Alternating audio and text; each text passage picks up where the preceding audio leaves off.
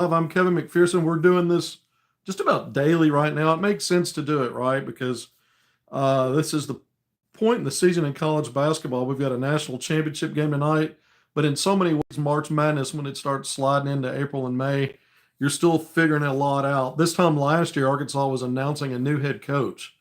So it's not quite as easy when you look at it from that standpoint. But going into year two of John Calipari, we've been talking so much about what matters most, and it's pretty obvious that retention has been the focal point while addressing a position of need when part of your retention answer came when you were okay with Big Z going to the portal, and in combination with losing Jonas Adu off what was already a thin front line depth-wise, you didn't have a lot of retention options there. You're down to one with Trevor Brazil. We're going to talk about that, but you can focus on bigs, and we're getting maybe some more clarity there.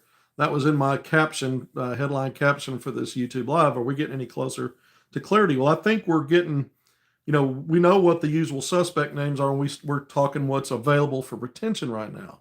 Boogie Fland also gone to the NBA draft as expected. Again, Big Z off to Illinois. We already know what his destination is. Going to go join his brother.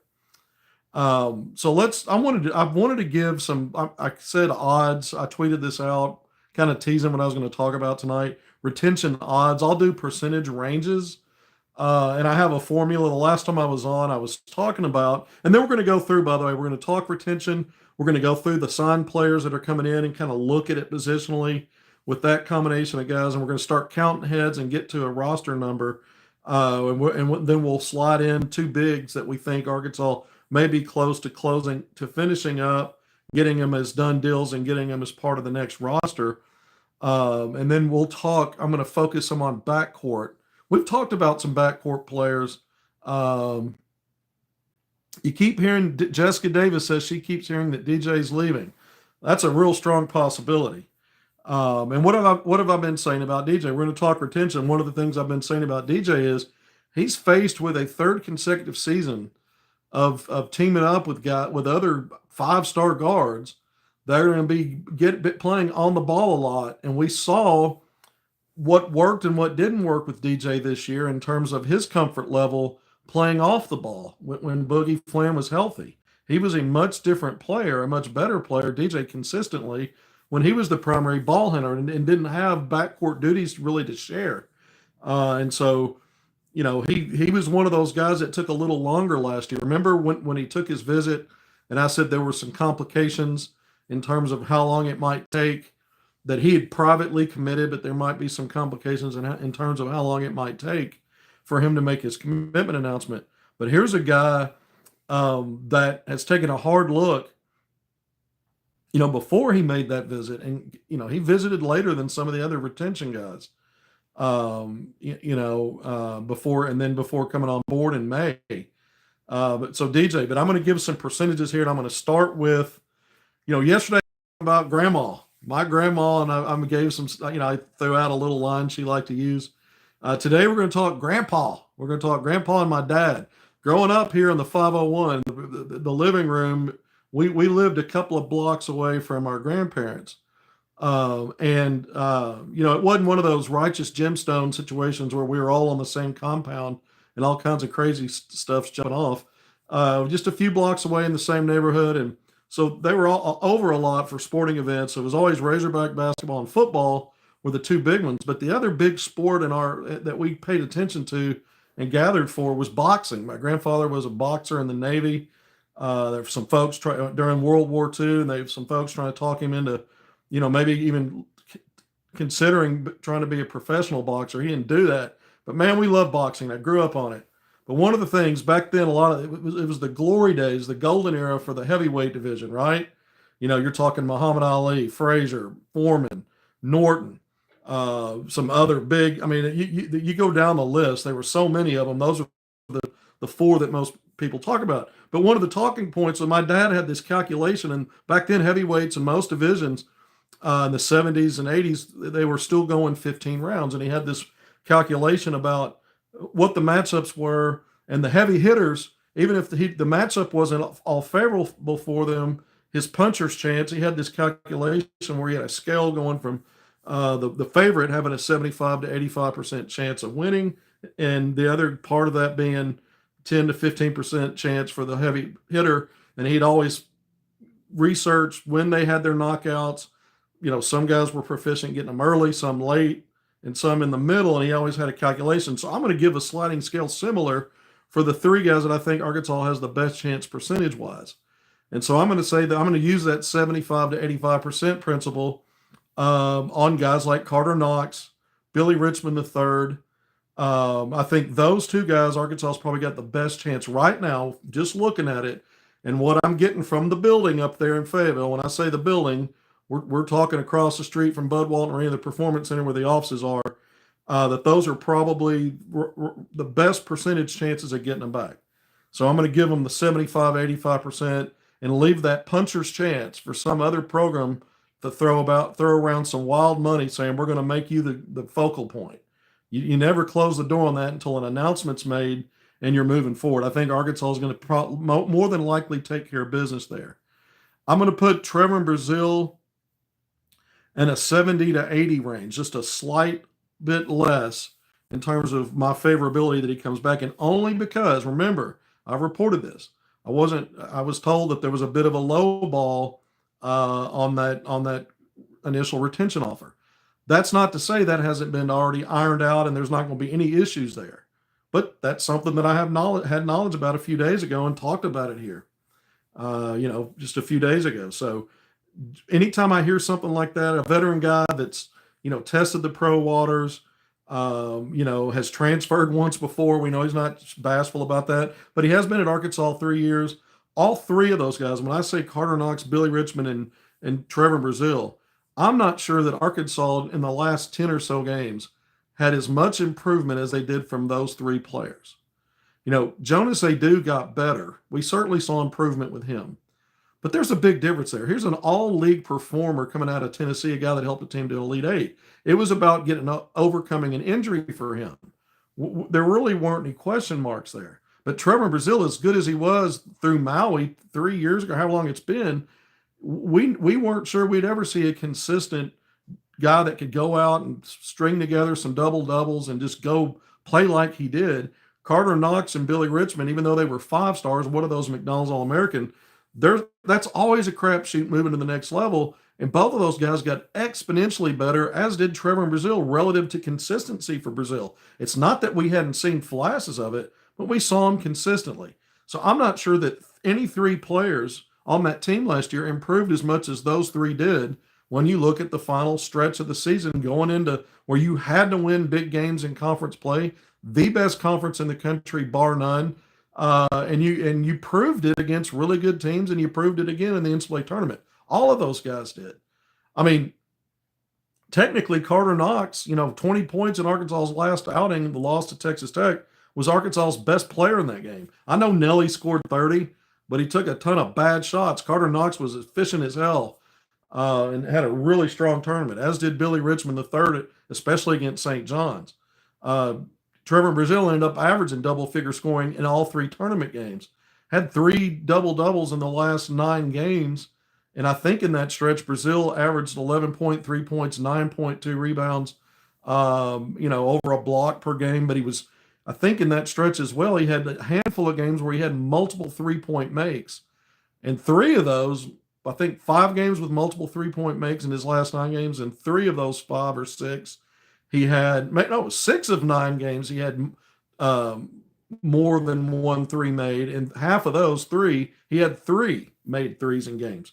So when you start looking at those are guys you want to retain.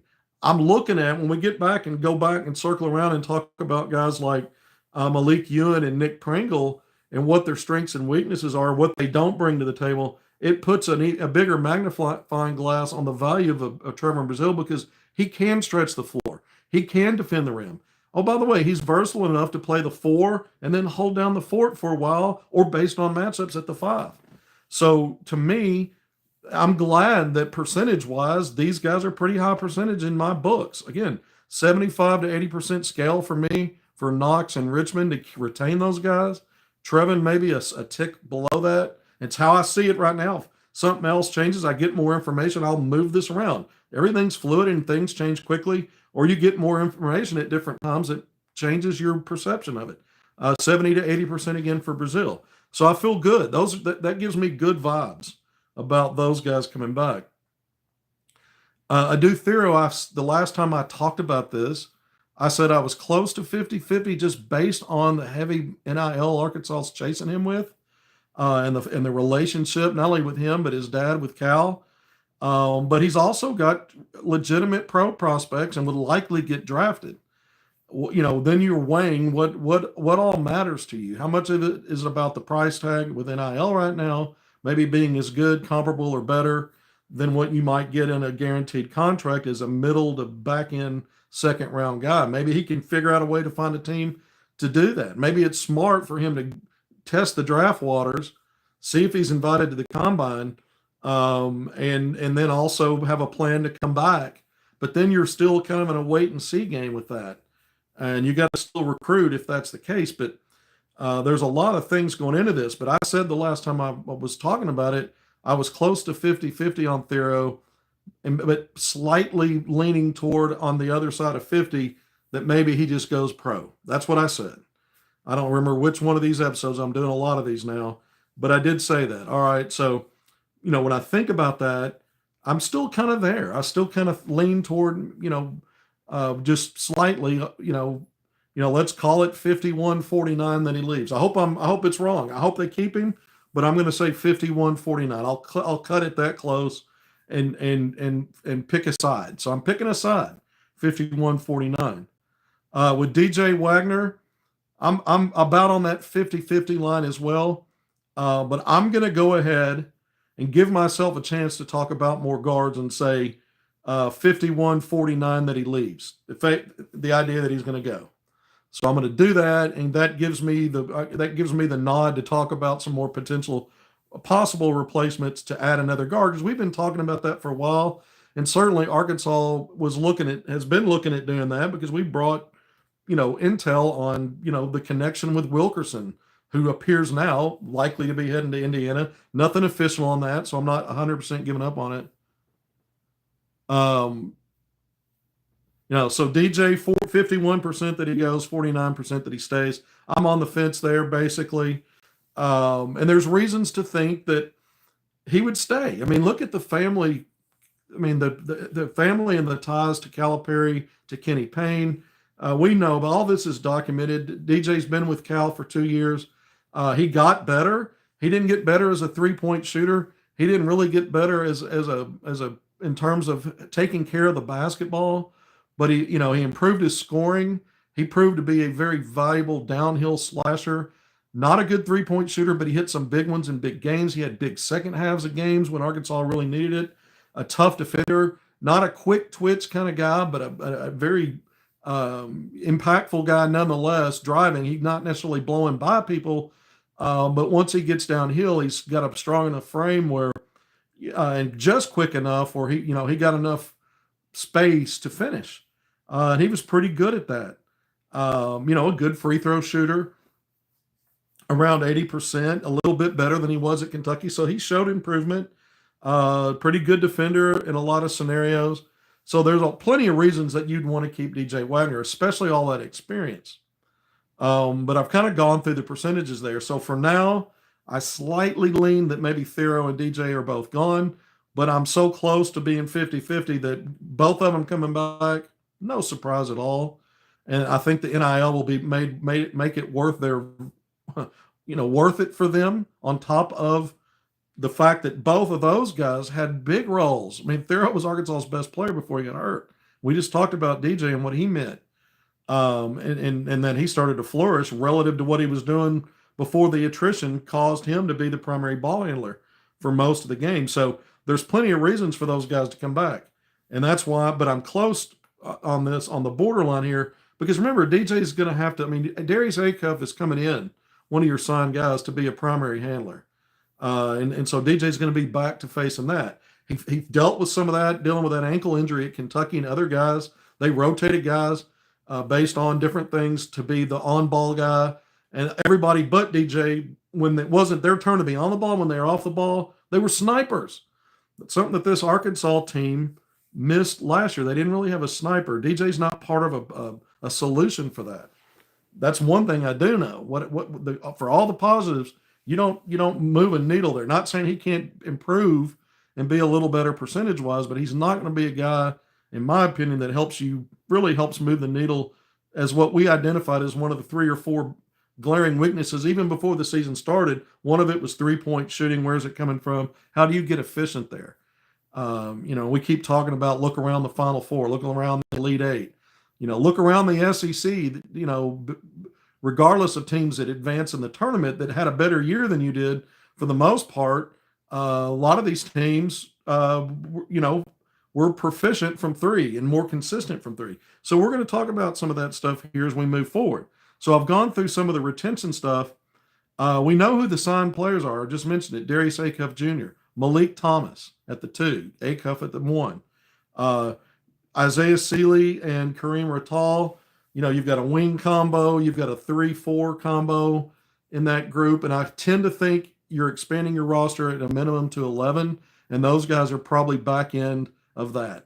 They're there, in my opinion, to have the potential to come in and actually help based on attrition, whether that's foul trouble, injuries, whatever, that you have more. I mean, these are somewhere probably between what I considered the guys that backfill the roster and effectively walk-on value, somewhere between that, but someone that's not necessarily in your top 9 rotation but could factor in, you could plug in there based on need, whether it's in a game where you need 5 to 10 minutes or whatever it is. That's how I see that. So to say that means if you can retain the 5 guys whose names we just went through and I gave percentages, and guys like Acuff and Malik Thomas, who are going to have big roles, that's 7 of your top 9 rotation. You're still going to have a 9 deep of guys they're going to be the ones that we see the most of. I don't think that really changes just because you go to 11 with 2 more guys that could maybe help, when we knew what was after 9 this year weren't guys that could help. All right. So 2 more. Well, though, we know you have to get front line and replace Adu and Z. So that's, if what's out there is true, Malik Ewing, it continues to sound like he's a private commit. Maybe Nick Pringle's there now. That's the name we keep hearing. This stuff can change until it's official. Even when it's official, sometimes it changes. But until it is, and I went through the last time we were on talking about Calipari's always had the same process. Guys are on campus before they're allowed to publicly commit. Not saying he's got to stick true to that, but if that's true, and we're in a dead period right now, either you had Nick Pringle, name was in the portal immediately, you snuck him in like you did Nelly Davis off the radar, or maybe that and the same with Malik Ewing. If not, and if Calipari keeps with his track record, those guys will be on campus before we ever hear of a public announcement. And if they haven't snuck them in already, and cloaked them while they were here, that means this last week, starting Thursday the 3rd through the 10th, this coming Thursday, it's a dead period. You can't have off or on-campus visits. So it would have to be sometime after that if he keeps that. But just with those numbers, that's your top 9 rotation right there. If those guys, whether it's those 2 or 2 other centers or a combination of one of those guys and somebody else, that's your top 9 rotation the way it looks now. I talked so much about Lamar Wilkerson. I've thrown out some other names of guys that could come in and fill the Nelly Davis role of a veteran guard that you brought in because for multiple reasons, production, scoring, their postseason, his postseason success, helping a team to a Final Four and get back to the tournament the year after that at Florida Atlantic. The fact that he was a good percentage-wise, he was efficient everywhere, plus efficiency in some areas when you looked at the 41% from 3, not on modest volume, and then the free throw line. So we figured when Arkansas was involved with Lamar Wilkerson, that was a natural thing. What I haven't talked about, and we need to talk about now, and we haven't talked about this, I haven't, is that when you brought in Nelly Davis, he was not competing with guys that you brought that were 5-star guys at that same position. It was Boogie Fland, who was a lead guard, and it was Carter Knox and Billy Richmond III that are both natural wings. Not saying they can never help you at the 2, but that's not the position they're vying for. And Nelly was going to be the 2. Then it turned out, with the dynamic with DJ, that Nelly then was moved to the 3. It turned out that way. If you go back to the exhibition season, because Nelly was slowed, there was a lot more of DJ and Boogie on the floor together. Nelly got cleared just before the exhibition games. And Wagner and Boogie playing together combined for like 48 points in that preseason win over exhibition game win over #1 Kansas. But the idea when you brought Nelly in is that he wouldn't be competing with the 5-star guys you brought in. That was the point. So if you're replacing him with a volume guy like a Wilkerson or the Jerron Pierre Jr., who I've talked about Arkansas recently being in touch with him, I broke that. Another volume guy, high 3-point shooter it's more of a combo, can play one or two. But if you bring in guys like that, they would be knocking heads potentially with Malik Thomas, a top 10 rated 5-star McDonald's All-American who does play the two. That would be the difference there. And we just went through the numbers. If you retain everybody and then plus who you sign, the 2 of the 4 you sign that factor in to your top 9 rotation, Acuff and Malik, then that means any big name that's expecting a big role, you've maybe got a contradiction there, a conflict of interest with how you recruited Malik Thomas, what you told him, and what the plan is there. And so so at that point, you've got to tread lightly on how you do that. It's not that you can't go out and get some veteran backcourt help, but it may not be an A-list kind of guy like it felt like it would be when we knew Arkansas had interest in Wilkerson. And so I think the other dynamic here, before we go back and start talking more portal players, is obviously Nate Ament. Arkansas's pushed a lot of chips to the middle of the table. I know the NIL offer. It's really strong. It was better than I thought it would be. And the chips are all in. I'm at a point now where I believe that remember I always said when Arkansas, there wasn't much chatter about Arkansas and Calipari kept going out there. And I said, I assure you, he's not wasting his time on a guy that he does not believe, A, that he's going to get on campus for a visit, and B, that he can close. I think Arkansas it's down to Arkansas and Duke. Maybe Louisville's got some path. I don't know. We know what the final schools are. But I think Calipari believes, because he's hung in it so long, and some of these things going on with like Keyshawn Hall, Bashir, who I talked to, we knew that he was looking to set up a Zoom and didn't do that. He told me he hadn't done it yet. Well, he was off to Kansas State today. He's off the board. That makes sense. Another guy that Arkansas did a Zoom with, Tyrone Riley IV out of San Francisco, backed out of the portal and back to San Francisco. So these similar position guys that you might be looking at the portal, it's clear to me Arkansas did not make a priority.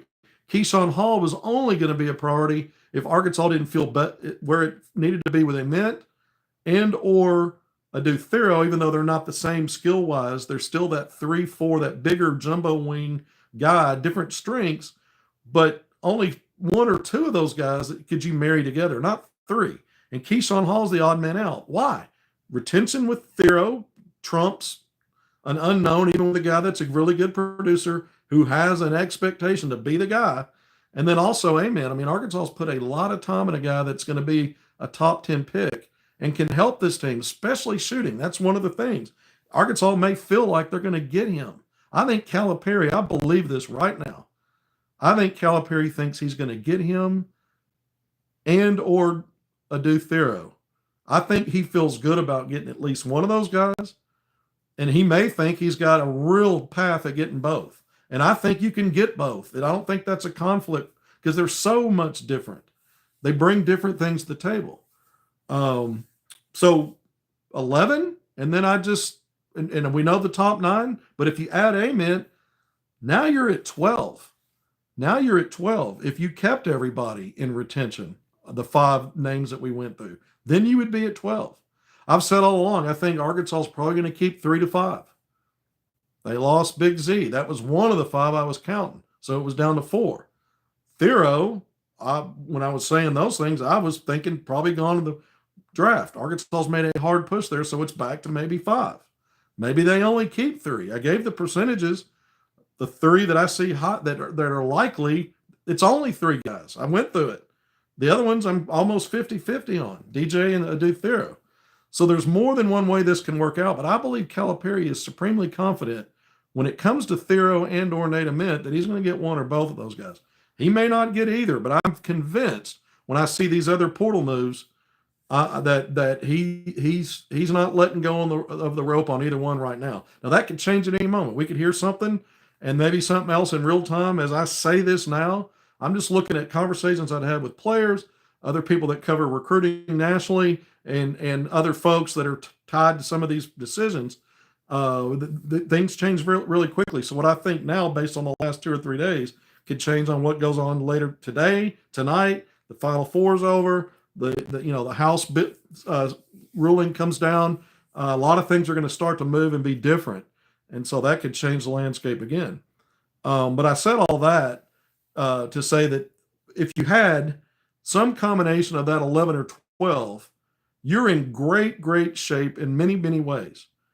But some things aren't really addressed. Yeah, if you got Nate Ament, that's a really good 3-point shooter, but he is coming from the high school level to the college level. I made a Will Riley comp yesterday in terms of a 6'8", skinny, 5-star freshman who's a knockdown shooter, and what he did. He had a good year at Illinois, but his percentages understandably weren't in the 40s like they were in high school. They were down in the low 30s. But Ament is a guy that consistently shoots over 40%, no matter what the platform, Adidas, 3SSB. High school, he knocked down both his 3-point attempts in the McDonald's All-American game. By the way, Ament and Acuff, I tweeted this out today, just a reminder, this coming Saturday, they're on Team USA. 12-player roster, they're both on it. That'll compete in the Nike Hoop Summit, the annual All-Star game, Team USA versus the world international players. A lot of them are in high school here, but play on the international team, and they'll play on Saturday in Portland, and so that's kind of cool. Obviously, another chance to see how they do in an all-star setting on a big stage with future pros. So Ament would help you there. When I look at the rest of it, if you keep DJ, if you keep Thero, I mean, you're talking about 30% 3-point shooters, guys, especially Thero. You'd rather not see take him until something changes there in his development. I know he was working on it all over the off season. And he's a guy that'll be going in his 4th year of college. So there's some things you don't answer there. But let's go back to Malik Thomas for a minute. 8.4 3-point attempts per game at 38% at overtime elite this year. That's good.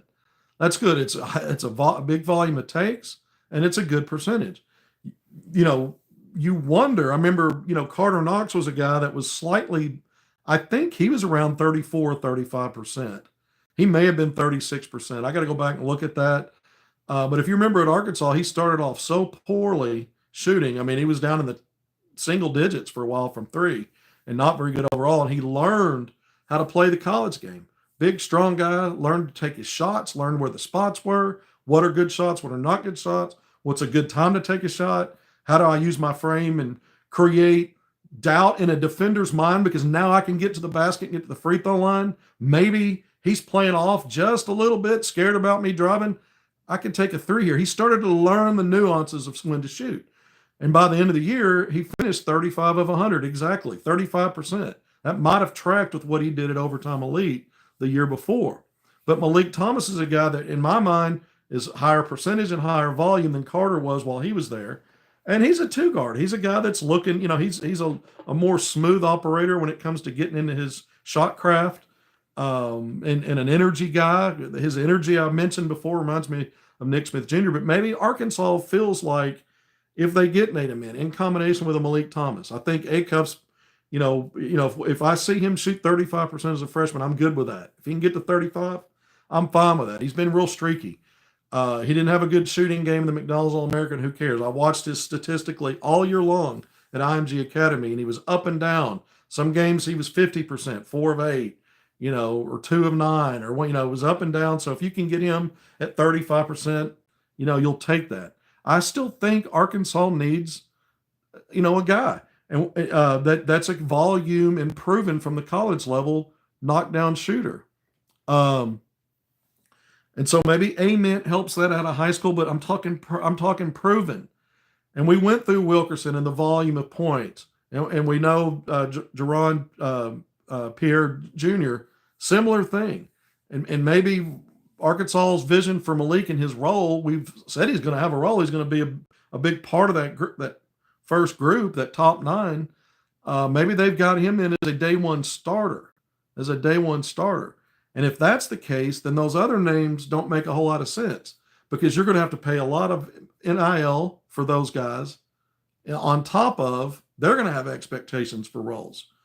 So it's a bit of a quandary. So how do you get around that? I mean, I'll throw two more names that just came into the portal that might fit the bill that have Arkansas ties. Ian Jackson out of North Carolina, former McDonald's All-American, visited Arkansas during the middle of his junior high school year when it was Eric Patrick Melsman running the program, and he had Arkansas in his top group of schools.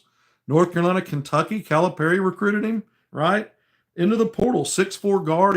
He can play the 2 or the 3, 11.9 points, 2.7 rebounds, but he was 60 of 152 from 3, 39.5%. That gets it done for me. If you were looking to add another guard, he's got a year of experience at North Carolina, an NCAA tournament team, as it worked out against my protestations, right? I protested that.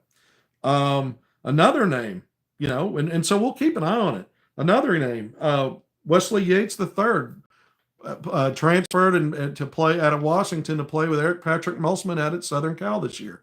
Freshman, 6'4" guy, 14.1 points per game, 54 of 125 from 3. That's 43.4%.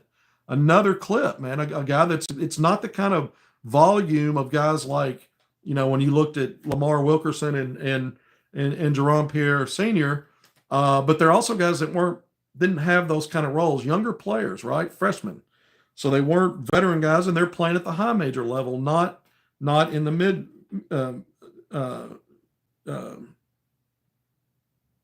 mid-major level. I've got another name. Okay.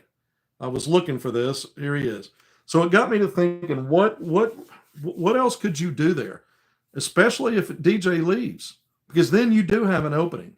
And that doesn't mean because you have an opening if DJ leaves that one of those bigger volume guys would still be okay. If Malik's in that mix, I would try to make a way for it to work. But I don't know what promises are made. I don't know what roles are expected or being looked at. But I still think you need a veteran guard that can knock down threes. And I've thought about this guy for a while. I haven't talked about him.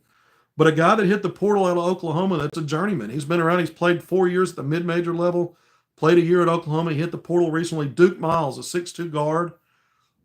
This guy averaged 9.4 points in about 24 minutes. He's 6'2", but 9.4 points. But he shot. I think he averaged 2.5 rebounds, a couple of assists, 1.5 steals per game. But he shot over 43% from the 3-point line. On good volume. Now he also brings a little bit of a different element when I watch him compared to a guy like DJ. This guy's a quick twitch kind of guy.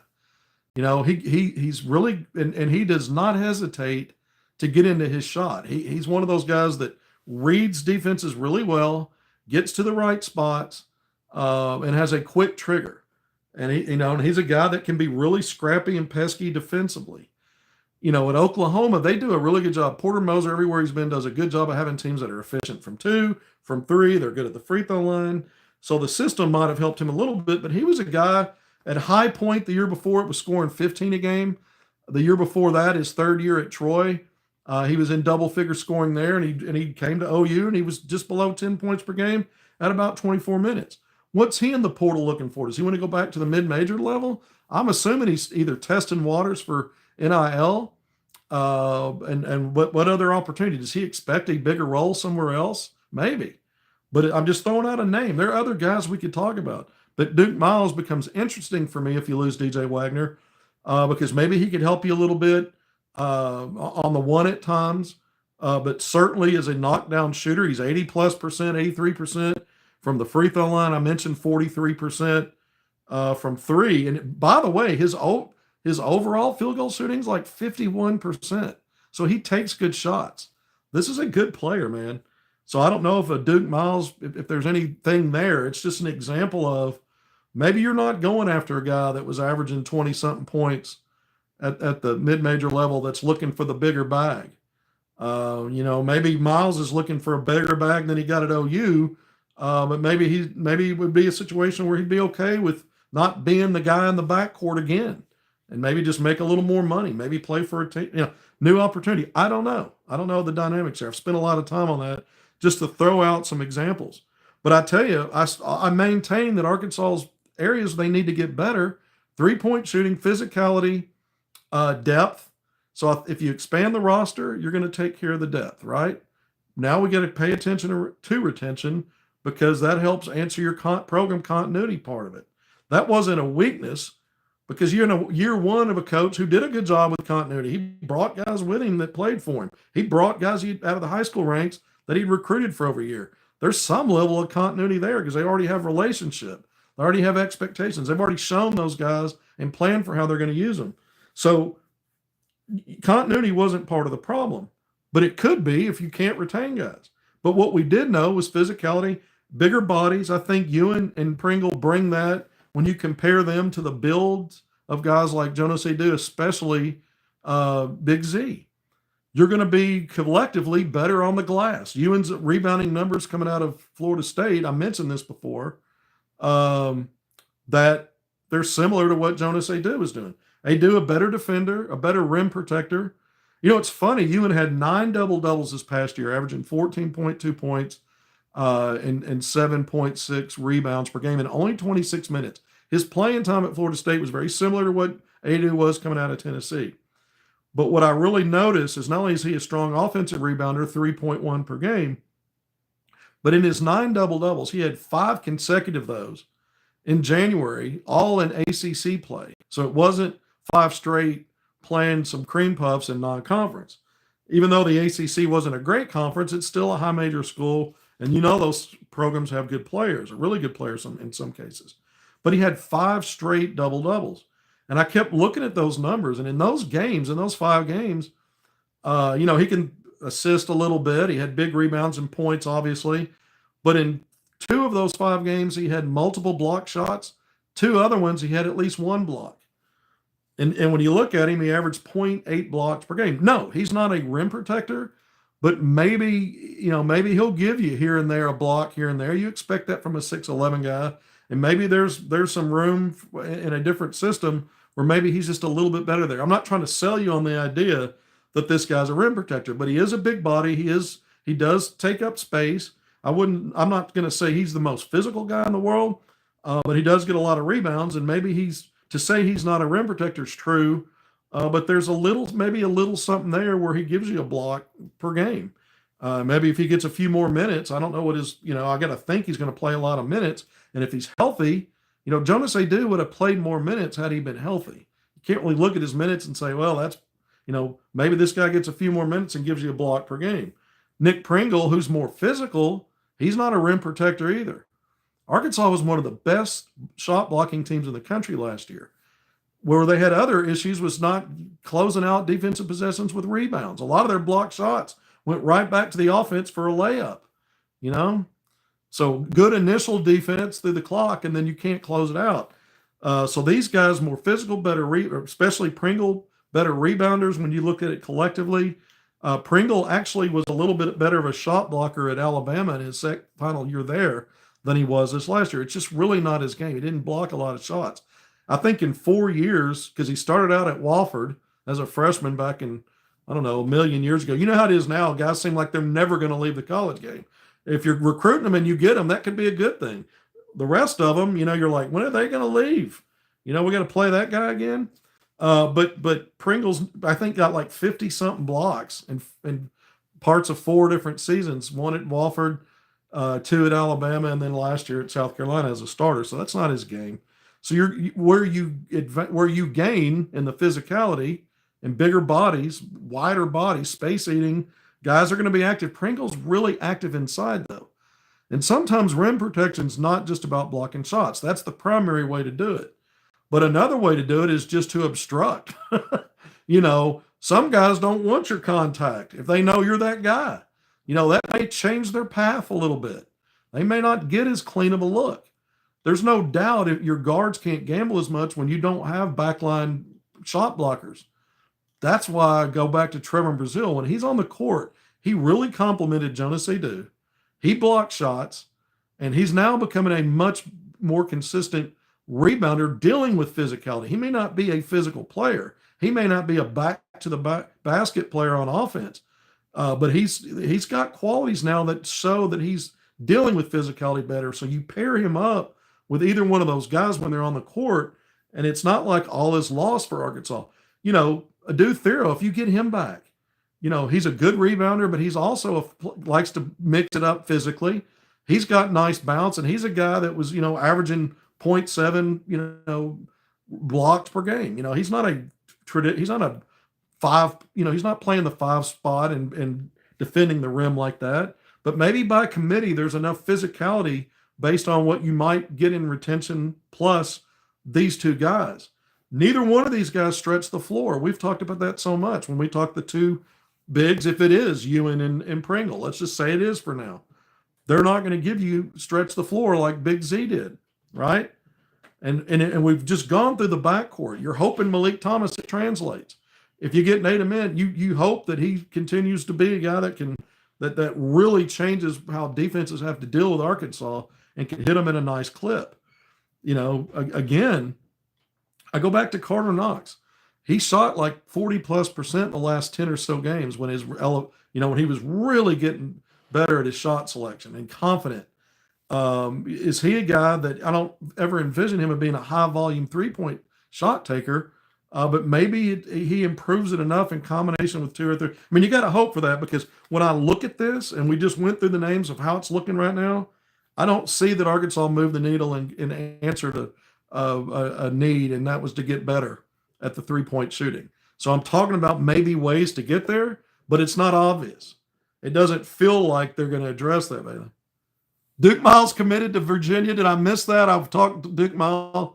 I looked up his name today and didn't see that. Is that so? I just spent time on a guy that's already committed somewhere. Well, that's a first this season. I guess that was bound to happen.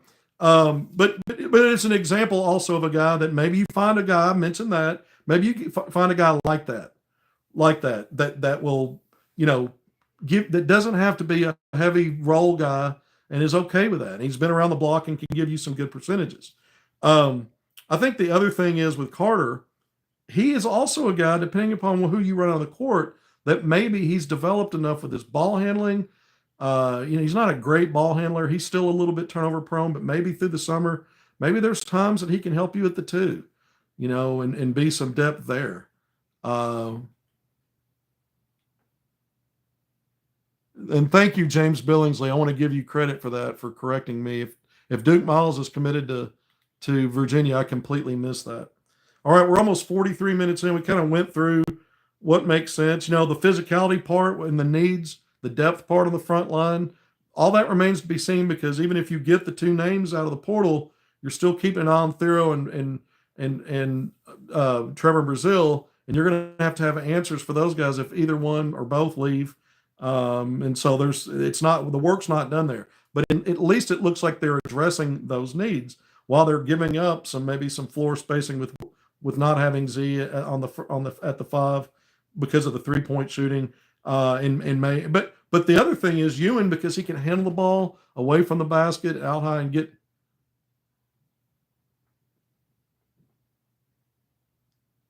Someone asked me, didn't Wilkerson commit? And then it faded off, so it rolled off. So I mean, the word is that he's likely heading to Indiana. I don't know that anything was public on it. I looked up Duke Miles, went through it because I saw his name a few days ago and kind of kept an eye on it. And I checked again before I came on. I did not see a commitment announcement for him to Virginia. But if that's true, that's another name that I brought up. This first time I've done that then for no good reason, not knowing that someone was actually already committed. But again, I go back to 3-point shooting. I think the other things look like Arkansas is trying to address. We talked about some of the names out here. We talked about Jaden Quaintance. He's got Zoom set up with Kentucky and Auburn, apparently. One name I didn't talk about out of Alabama, Mo Diabate, who just, he chewed Arkansas up this year off the bench. A sophomore, 6'7", just a tough as nails dude. I mean, played about 16 minutes per game and was averaging 7+ points and 6 rebounds. You talk about an expanded role for a guy and how effective he can be. He's a dog, man. He would be a nice frontline piece. If you lost to Duke Theriot, that'd be the kind of guy maybe you'd want to have as a replacement there. But he committed. He's off the board now to Kentucky. Remember, we talked about this. Kentucky had a couple of big man visitors before the dead period. Taylor Bowen, who then committed to Alabama. They had the Mabako, the former five-star that played a couple of years in Indiana. I don't know what happened with him, or if why that they thought he might come off the board sooner. But they've got a front line piece in Diabate. And Quaintance is a guy, because of the injuries, and if Arkansas really is closing on both Ewan and Pringle, maybe the question marks with injuries with everything Arkansas went with this year was enough that even if they did a little bit more than kick the tires, maybe they found out enough where they weren't confident about the time frame and went ahead and pulled the trigger on a guy like Nick Pringle. Those are things I'm wondering about right now.